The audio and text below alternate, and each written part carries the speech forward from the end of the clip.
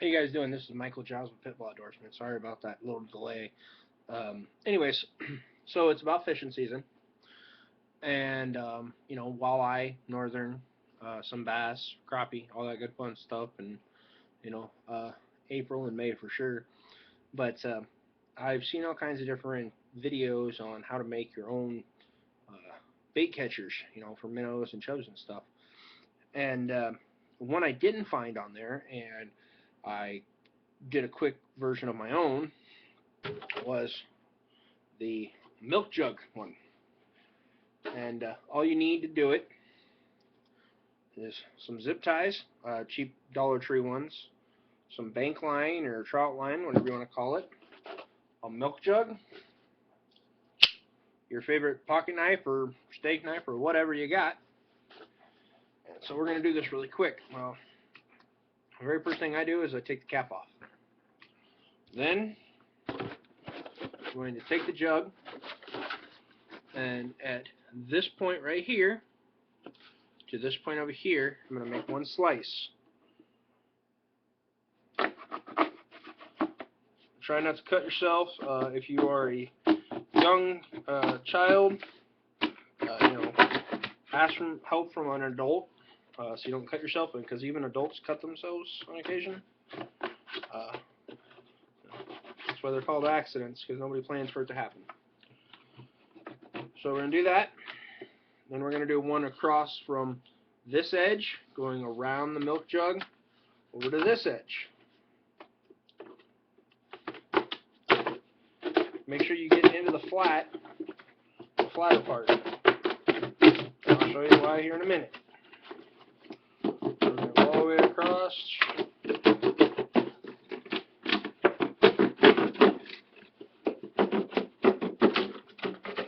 So we got something looking kind of like that bad boy right there.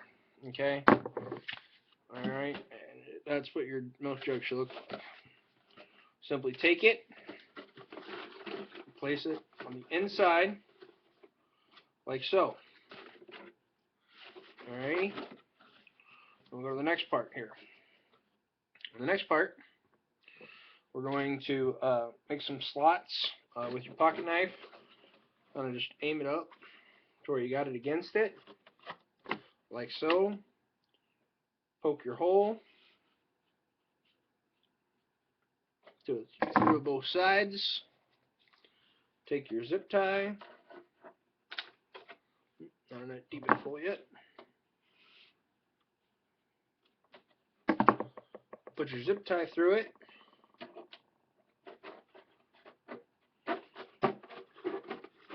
So it's secured. Secure it, but don't tighten it all the way down. You want a little bit of play room when you're doing this. Okay, but see, I got the first one done. Then you're going to go to the side. You only really need 5 zip ties to do this whole thing. But then you're going to do another one on this side.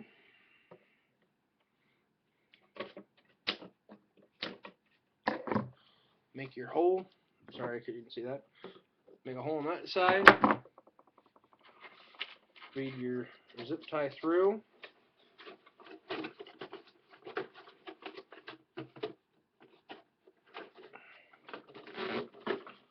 Put it on, just don't tighten it all the way. And then do your last one on this side.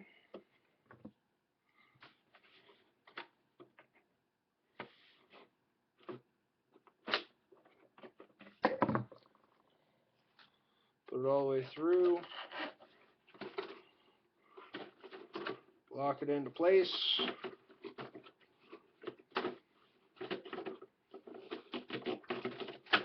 So there you go. You got your 3. And as you see, though, the only problem is you see this big gaping hole back here. Hell, if I can fit my hand through there, one of those minnows are going to be able to fit through there, you're telling yourself. Well, you'd be right. They can fit through there. Except, take our knife. We're going to cut by the handle carefully without hurting yourself. Sorry if you can't see the whole thing here. We're going to cut down one side.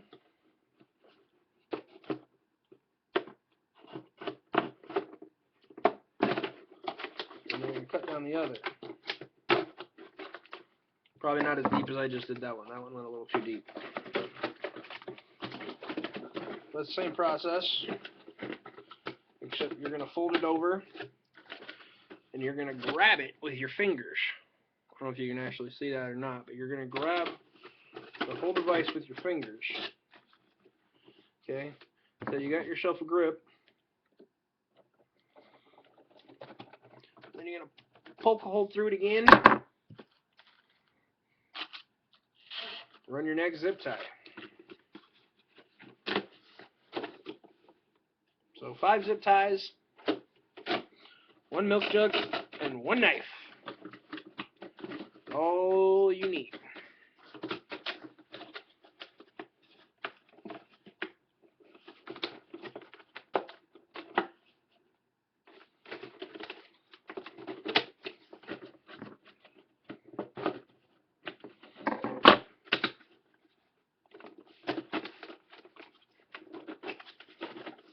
This last one's kind of being a pain in the butt.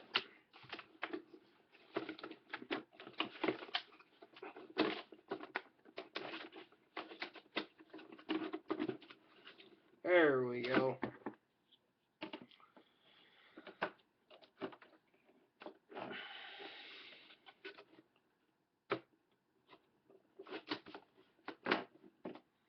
Take your hole, place your last zip tie through it, and cinch it down.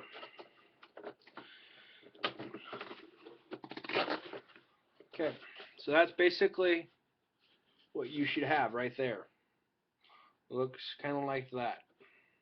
Alright, now that you got all that done, you go ahead and tighten them all down.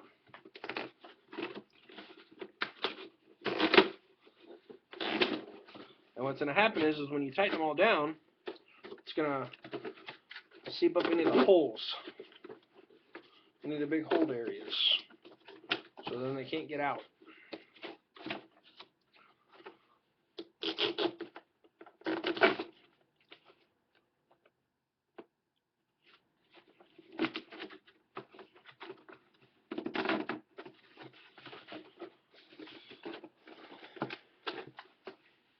Okay, so now that's what you got. Okay, now what happens is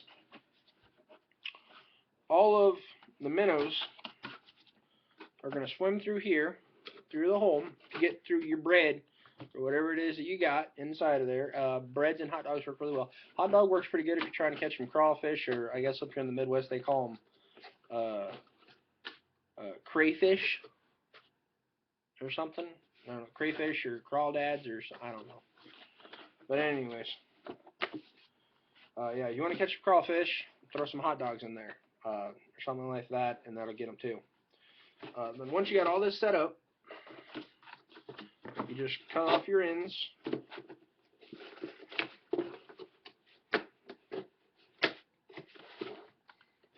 So that's all that's left is just your little tiny notch.